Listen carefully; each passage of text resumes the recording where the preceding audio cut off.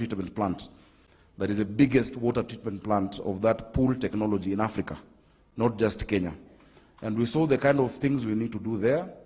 Tumetembea na Mheshimiwa Karis, na Mheshimiwa Karauri, just discussing what needs to be done. Ruai had been forgotten for the longest time. People didn't consider Ruai part of Nairobi. Kuna siku, Your Excellency, wakati ya campaign, tulitoka hapa na vijana wale walikuwa wanatufuata kawaida. You remember them, wapikipiki, ama senke, tunaita senke Nairobi. Tulienda nao mpaka Uhuru Park. When we were releasing them, they said thank you, but hatujui njia ya kurudi. Because they normally do Ruai, Kamulu, Kangundo. Hawafikangi town. Because this is where they are focused their life on. Let us make this place part of it. And because of that, kuna mabarabara for the first time to make a pesa as a county government. Tukiangalia barabara ya kuna block 10, First Avenue, Second Avenue, to make a 50 million shillings to do those roads.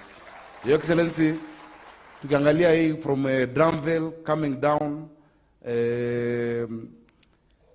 to Sahendri, the loop, there's a loop, naita Sahendri, mpaka Kanisani. We've put 155 million shillings kufanya hiyo barabara iwe sawa. Na kuna barabara mengine, kuna moja mpaka Kamulu Police that Kura is supposed to do 1.1 kilometers, tumeongea na engineer Kinoti, pia hiyo itafanywa.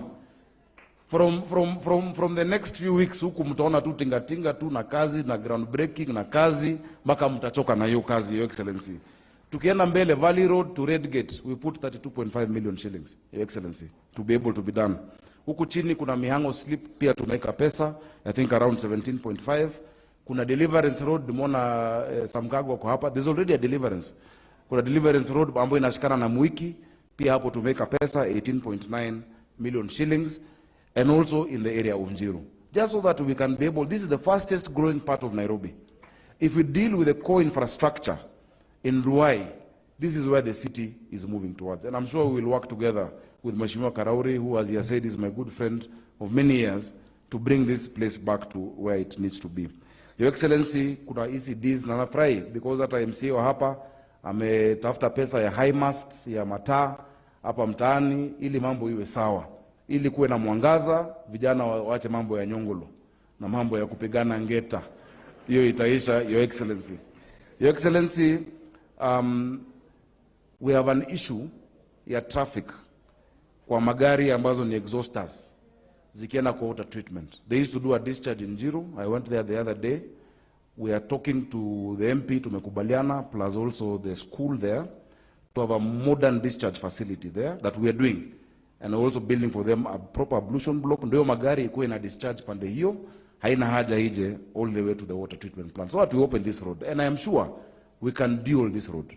This road can be dualed because it is connecting us to the next, the next county, and there are a lot of business opportunities for our people. Your Excellency, I'm grateful to Likana we juzi, nikakwambia mambo ya soko. Kuna soko ambayo ilikuwa imewekwa huko ndani msituni kidogo. A lot of money, 1.7 billion. I'm very happy and I hope tukitoka utakubali nikuonyeshe pale tumekubaliana. Hapo Ruai Junction, we're going to put a serious market and bus terminus because that connects all of this area. Ndio watu wetu waweze kupata nafasi. Your Excellency, tulisimama hapa mara kadhaa tukikampaign. Na kuna wakati tulisimama hapo Quickmart. Na ule kina Shebeshu ule cha lady alikuwa hapo na wakina mama. Tukasema tutawatengenezea at least mpaka wawe na ablution facility. Isikuwe ati mama anauza kwa soko anaenda kwa bar kujisaidia. That is not dignity. And we promised a city of dignity and order and hope and opportunities. Thank you for your support so that we can be able to do that. Your Excellency, additionally, Ruai kuna shida ya maji. In fact, this area generally, we have a lot of water problems. We last developed new sources of water in Nairobi in 1993. That was Nakaine. And its last improvement was 97. For a population targeting 2000, the year 2000, population watu milioni 2. Saizi tuko watu milioni 7 Nairobi with the same sources of water. Every day, we need 850 million liters, we only get 525.6 million liters. Your Excellency, I'm very proud to say, and I'm grateful because of your partnership. Tumekana wewe, we have cracked our minds. Mimi, I'm very happy, I'm very lucky, my president, nikimtafuta anasikia mambo ya watu wa Nairobi. That project that was to end next year, December, His Excellency has unlocked, before the end of February, early March, we will get an extra 140 million liters of water coming into the city of Nairobi, courtesy of the Northern Collector Tunnel. Na hiyo Northern Collector Tunnel, kulikuwa na issue of way leaves. Thank you, Excellency, for talking to NLC. I'm informed the money now is with Treasury.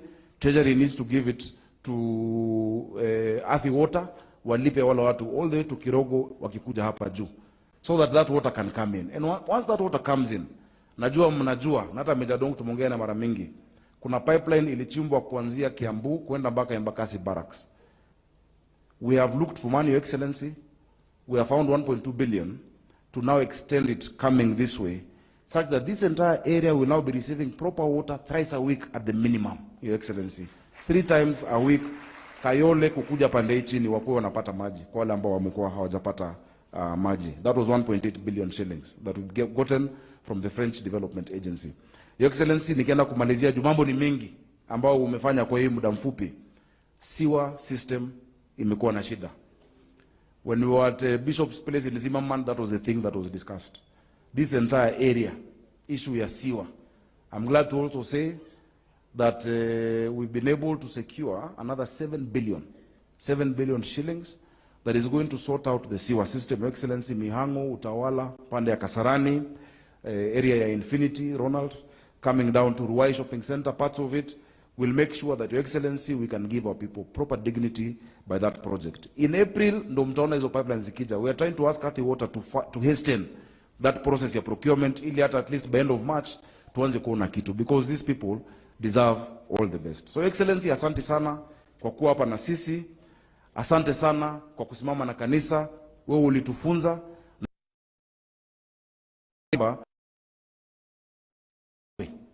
ati nani atakuwa rais. Your Excellency, hatungekuwa hapa. Ile mitego ulikuwa umewekewa. Hata mimi ile niliwekewa. Mpaka kuambiwa nimefika class 2.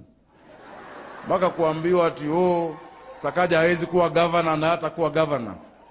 We just used to say it is not by power, not by might, but by the Spirit of the Lord. And that is why we're here. And Your Excellency, we must always remember that despite all those odds, the God who brought us here didn't bring us here just for us to get here. His grace is sufficient to take us through the 5 years, the 10 years, and the next government, Your Excellency. Because he has not retired. He has not gone on a break. He has not changed his mind. He had not made a mistake. He deliberately chose the leadership that we have, Your Excellency. So let us keep praying. Bishop muendelee kutuombea. And I'm glad you've confessed, and Mama has confessed, that you always pray for the president. Let's pray for him. Your Excellency, you're the father of the nation. People will try to distract you. Forget that distraction. Tuchape kazi tu. Tuendelee kupiga kazi. Wale ambao kwa sababu ya ukosefu ya ajira wanapata nafasi ya kwenda they will have no people.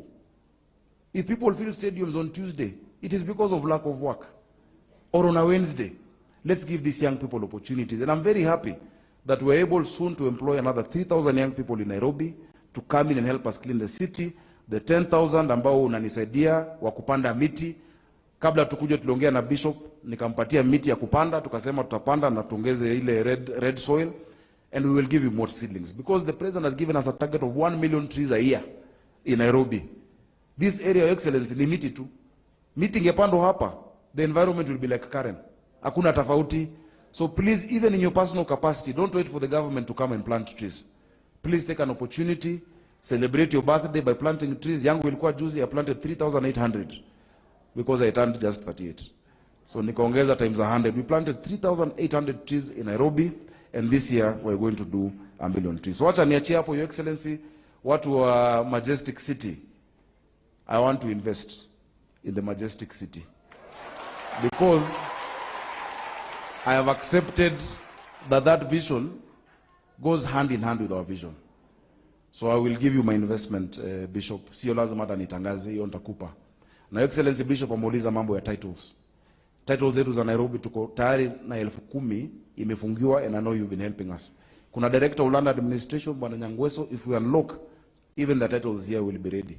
we are ready to issue them in less than a month. Ukuje, utangaze, upatiane titles. So Mungu awabariki, na wapenda sana. Allow me at this stage, Your Excellency, to now invite His Excellency the Deputy President of the Republic of Kenya, His Excellency Rigathi Gachagua.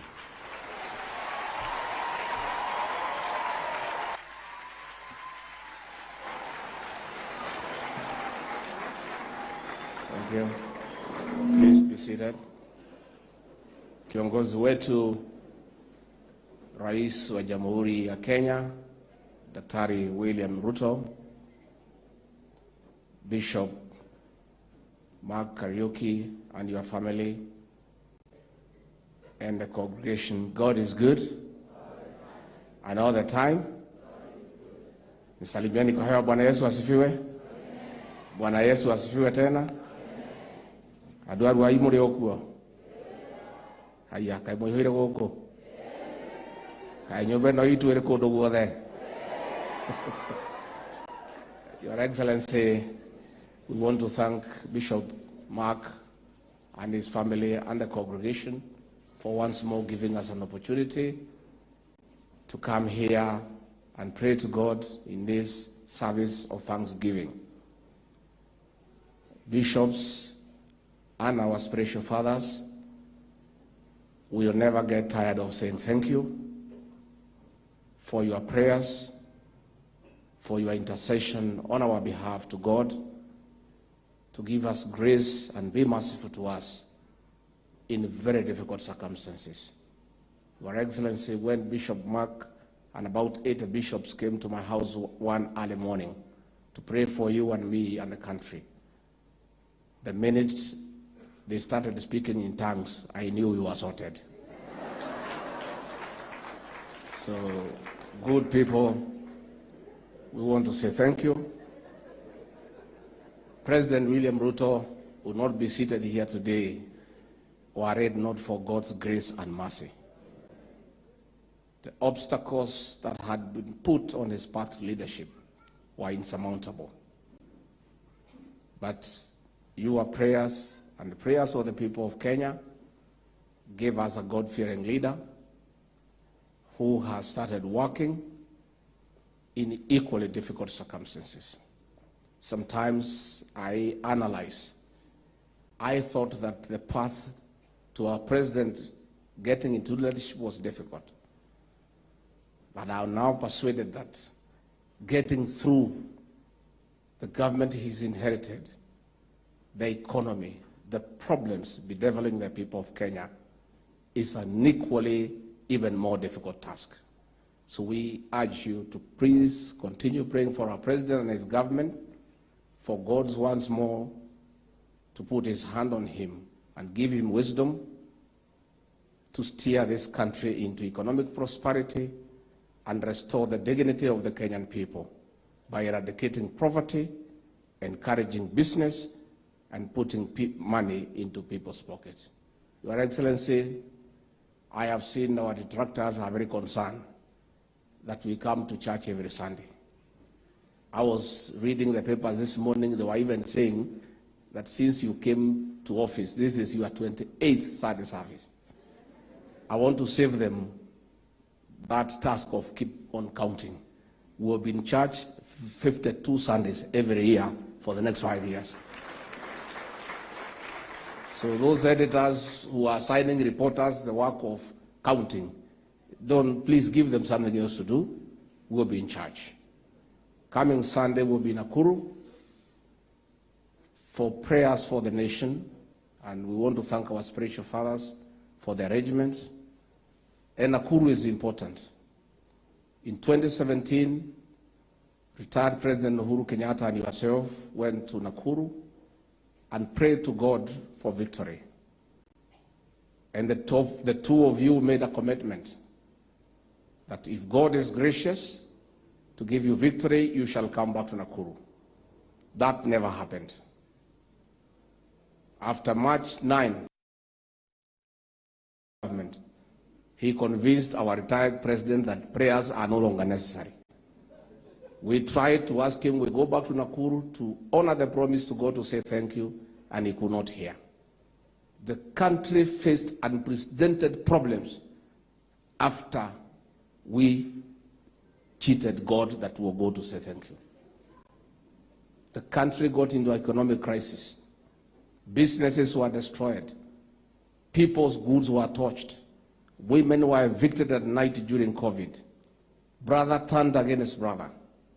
We are saying we won't go back to Nakuru and say thank you, God, for giving us victory in 2017. On top of that,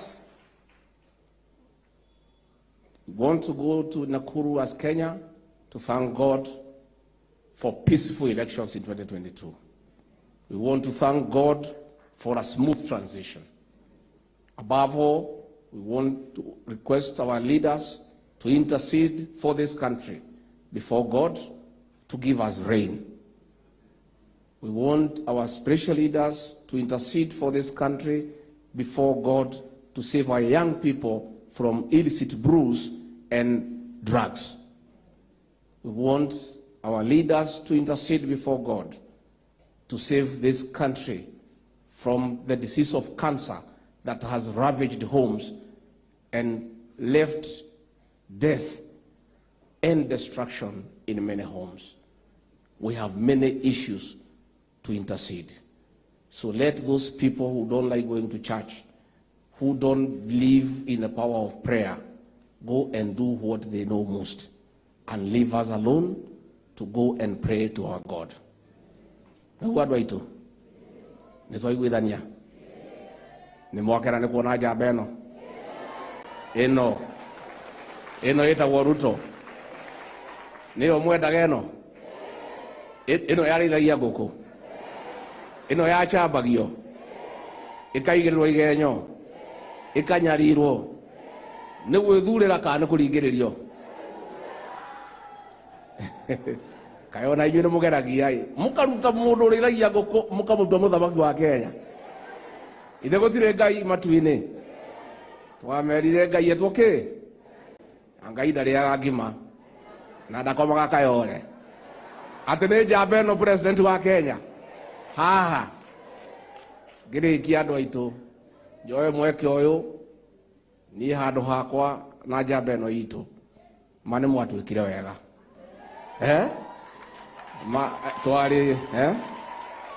twarĩ handũ horu twarĩ handũ hacheke andũ acio nĩ matũhinyĩrĩirie mũno na inyuĩ mũgĩtũiguĩra tha na Ngai witũ agĩtĩkĩra na ithuĩ tũtikanoga nĩ gũcokia ngatho na kũmũrutĩra wĩra na kũmũririkanaga na kũmũhoyagĩra na mũno mũno kũgitĩra biacara cianyu nĩgetha mũndũ aumagara akainũka na kanyama onokorwo nĩ gakuota mutimia agathia agathũkũma agathia agekĩrwo kĩnyũngũ-inĩ agathondekwo njuĩrĩ atimia ya itu magĩe kĩndũ agathia akagũra kĩburana kĩrĩa gĩtagwo Kenyau ũguo noguo njamba ĩno ĩrenda na niĩ tondũ nĩtũciraga nake anjĩraga kaingĩ we andũ a Kenya mangĩgĩa kĩndũ macokie gĩtĩo kĩao nĩ aiganĩra na gũtirĩ ũndũ ũngĩ arenda no cio noguo wĩra ũrĩa tũraruta koguo handũ ha njamba ĩno na niĩ mwene andũ aitũ niĩ kuma ngoro-inĩ yakwa thĩinĩ amũkĩrai ngatho ciakwa rais wetu kuwa naongea na hii watu wetu Kifaransa kidogo sababu tunaelewana saa ingine nikienda kinational sana wananiuliza nimepotea wapi. Kwa hivyo tunashukuru sana Bishop, we are happy, call us again and again, we'll come. We are always very supportive of the church and all the issues you agreed with the president, pole tumeanza kutimiza. Kwa hivyo kwa hayo mengi nauliza kwa heshima msimame tumukaribishe rais wetu Dr. Samoei Ruto.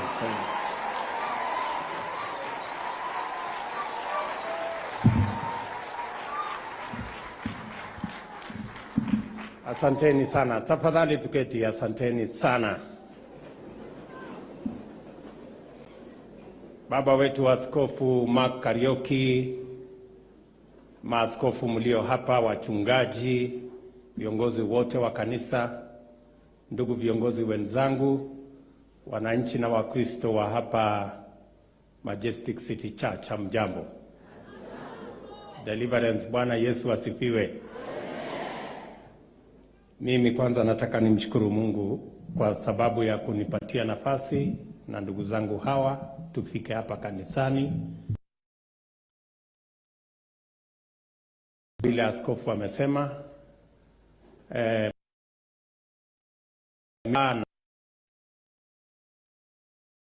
Bishop wetu Mark, with all humility, thank you very much, Bishop, for being our friend. Watu wa Kiingereza wanasema a friend in need is a friend indeed. Thank you for being a friend indeed. So asante sana kwa kutukaribisha hapa kanisani. Nichukue nafasi hii kwa wananchi wa hapa Ruai, wananchi wa Kasarani na wale wote wa Nairobi, niseme tena asante sana kwenu, hasa wale wa hapa Ruai na Kasarani, kwa sababu tumekuja hapa kanisani. Asanteni sana kwa kura zenu. Asante kwa kutupatia nafasi ya uongozi katika taifa letu la Kenya. Tuliomba kura yenu, mkatupatia, mkatuamini, mkatuunga mkono, tukawa washirika moja. Mimi nataka kwa niaba ya wale wote tuliopata nafasi ya kuchaguliwa niseme asante sana.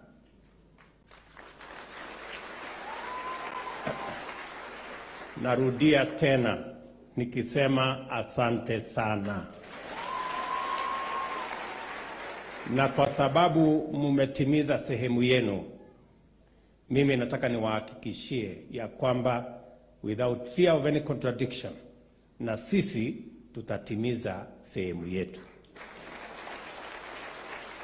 Yale mambo yote tulikubaliana na nyinyi ya vile tutaendesha taifa letu mbele kwa ushirika, kwa kuunganisha Wakenya wote na kwa kushughulika na mambo ya maendeleo, hivyo ndivyo tutakavyofanya. Nataka niwashukuru wana MCC kwa sababu ya maono mlio nayo kuhusu sehemu hii ya Ruai na mji wetu wa Nairobi. Na mimi nataka niwaeleze ya kwamba vile mko na maono ya kubadilisha Ruai na Nairobi, serikali ya Kenya itasimama pamoja na nyinyi. Pale mahali pote ambapo mnatuhitaji, kama ni county government, Sakaja yuko hapa. Kama ni national government, huyu Rigiji na mimi na hawa wengine wote tuko hapo. Na tutasimama na nyinyi kwa sababu yale mnapanga mazuri yanaambatana na mpango wetu kwa mji wetu wa Nairobi. So we want to join in your vision for what you want to do in this place and to confirm that you have our commitment and you have our support. Kama ni kuapprove yale mambo yanatakana kuwa approved sehemu hii, kama ni kutengeneza barabara ikae mzuri vile Karisa amesema, tutashughulika na hiyo kazi kwa sababu mmetupatia nafasi ya kufanya hiyo kazi. Niwaambie ya kwamba ile mpango mmesema ya title deed ama titling ya sehemu hii, tayari tumeketi chini na county government.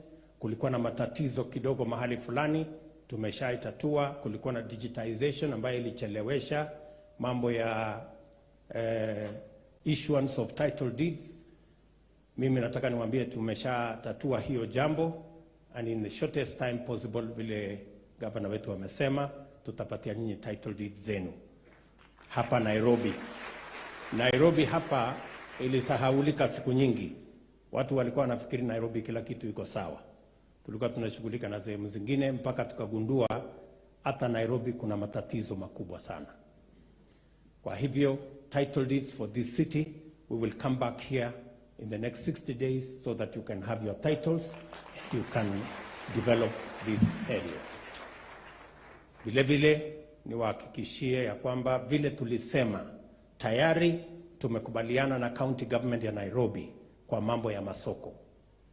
We have agreed on the areas. I think already the county has identified 11 sites in Nairobi. We agreed we are going to have 20 sites for new markets in Nairobi County.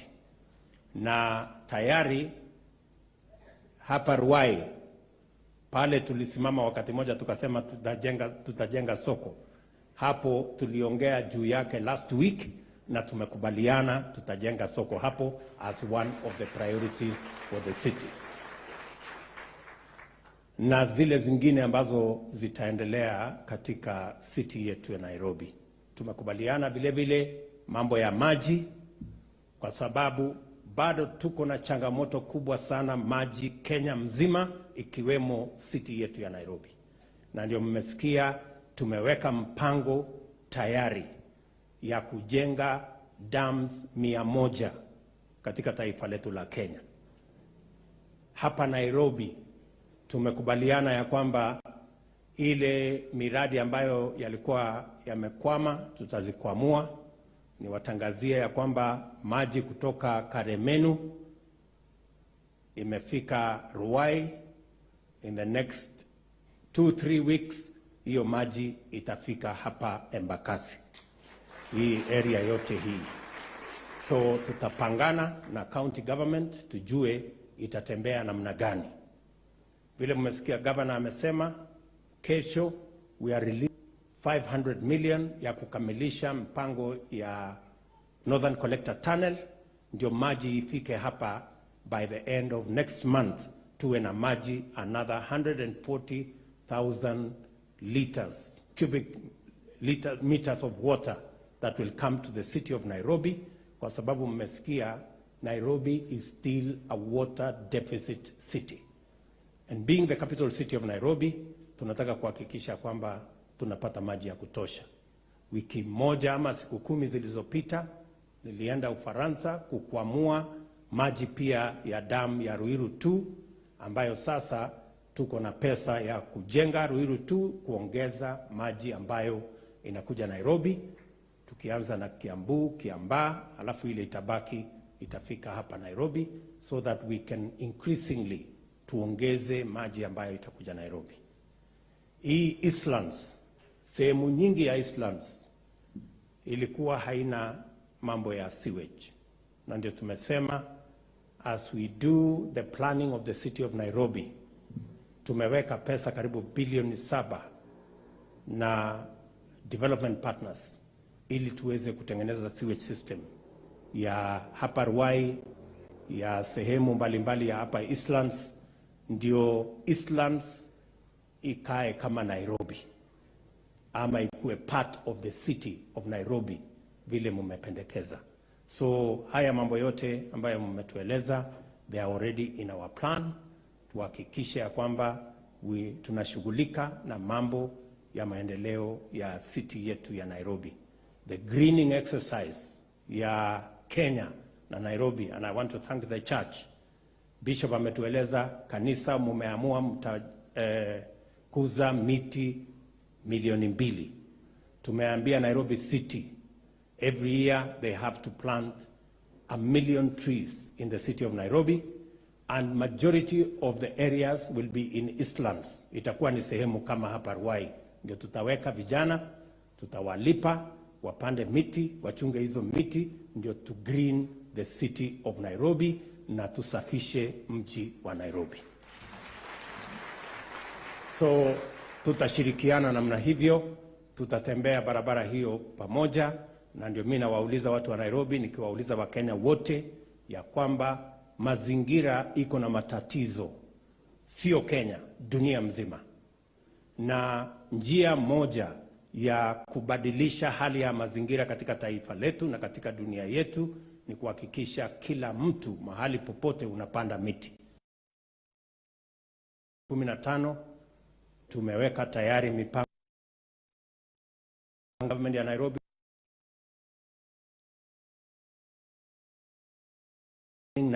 as we are greening Kenya, ndio tuweze kuendelea pamoja. kesho ama wiki inayokuja watoto wetu wengi watarudi shuleni. Watoto wa primary school, watoto ya junior secondary school, watoto wa secondary school wote wanarudi shuleni kuanzia kesho. Nataka niwaambie Wakenya wote tumeshafanya mipango ya kutosha kuhakikisha kwamba watoto wetu wakirudi shuleni watapata mipango iko sawa sawa. Tumerelease pesa karibu bilioni 36 kuhakikisha kwamba watoto wetu wote wanapata mambo shuleni, mambo ya vitabu, mambo ya walimu, mambo yale mengine yote ambayo yanahitajika kwa masomo ya watoto wetu itakuwa tayari. Vile niliambia taifa, tumekamilisha kuajiri walimu wengine 30,000 watakao shughulika na masomo ya watoto wetu. So as our children go back to school tomorrow, we have made adequate arrangements so that our children can learn in an environment that is uninterrupted. And I want to ask parents, as I ask teachers and guardians and all citizens, to allow our children to go back to school without hurdles, so that we can provide the environment for our children to access education seamlessly. So hiyo mpango yote nataka niwaambie wazazi, kesho kila mtoto arudi shuleni. Tumefanya mpango kama serikali ya kutosha. Kesho vile vile muliona Deputy President juzi, kesho pia tunaanza kusupply fertilizer kwa wakulima wetu. Wakulima milioni 5 tayari tumewasajili. Kuanzia kesho they can buy fertilizer from any store of NCPB and other outlets that we have identified from across Kenya, kwa sababu tunaamini njia ya kupunguza gharama ya maisha ni kuzalisha chakula, na kuzalisha chakula ni kuwasaidia wakulima watusaidie kwa kazi hiyo ya kuzalisha chakula. Chakula iwe kingi, ifike hapa ifike sokoni kwa bei nafuu, tupunguze gharama ya maisha. That is the plan we have for moving our nation into the future. Nataka niwashukuru wana MCC kwa kukubali kuungana na sisi katika program ambayo itapatia vijana wetu ajira, program ya affordable housing. Congratulations. Vile nimesikia mumesema mtakuwa na nyumba 100 hapa, mtakuwa na nyumba 500 mahali pengine, 500 mahali pengine. Sisi tulikuwa tumepanga kujenga nyumba 1200 hapa Nairobi. Tayari mimi naona kanisa ya Deliverance mumechukua karibu 1500. So mumetupunguzia kazi.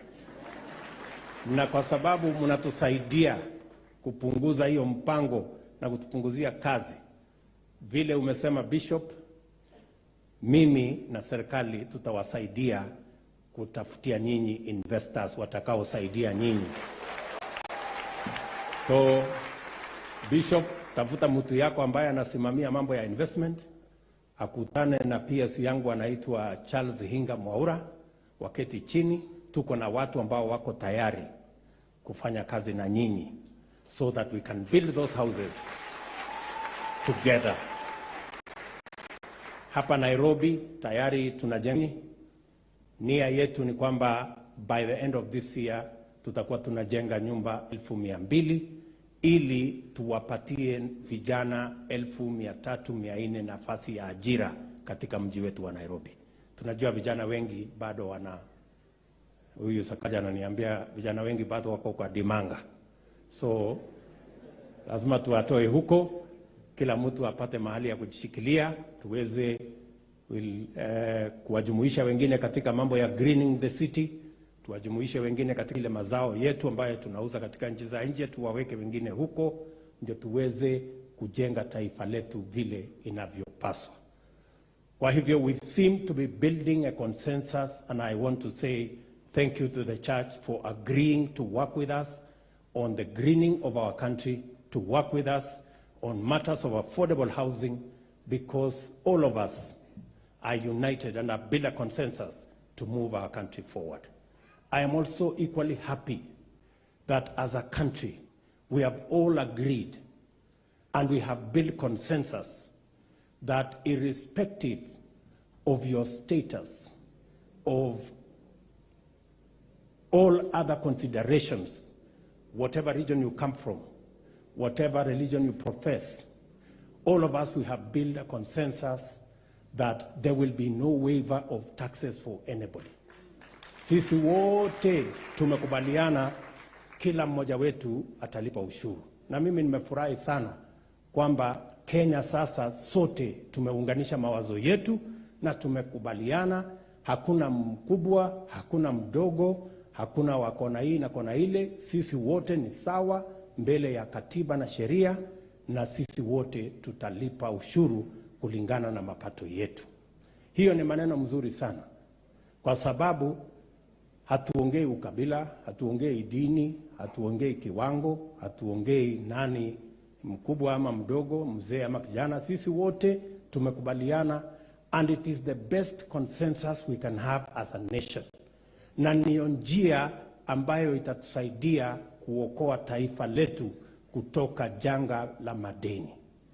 Dawa ya madeni ni sisi kulipa ushuru na kusimamia maendeleo ya taifa letu tukitumia pesa zetu mpaka tufike mahali pale, badala ya kukopa tutakuwa tunakopesha watu wengine. That is the trajectory we want to go. Ile kitu pia nimeambia watu wa KRA ni kwamba kila Mkenya apatiwe nafasi ya kulipa bila ya kushurutishwa, bila ya kuangaishwa. Kila mtu atapatiwa nafasi. Hata tumeambia wale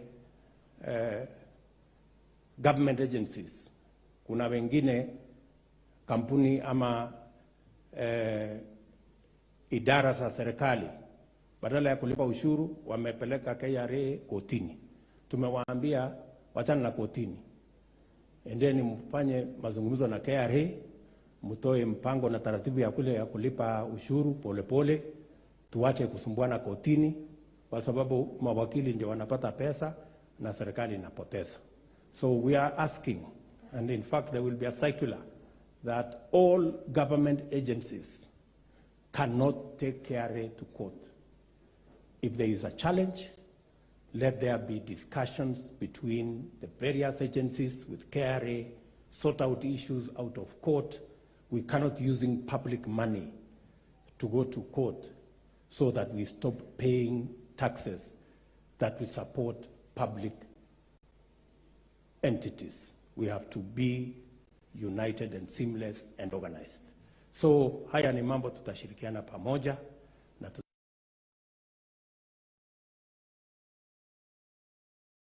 tusaidia. Asanteni sana kwa kutukaribisha hapa MCC. Tumefurahi sana kuwa kati yenu.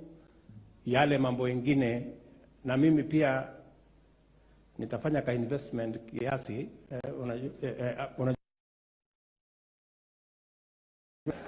so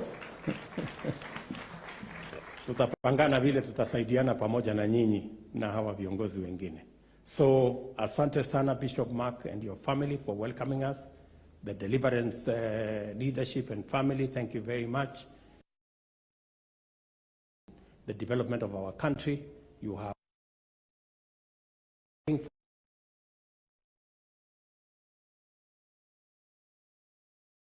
mema.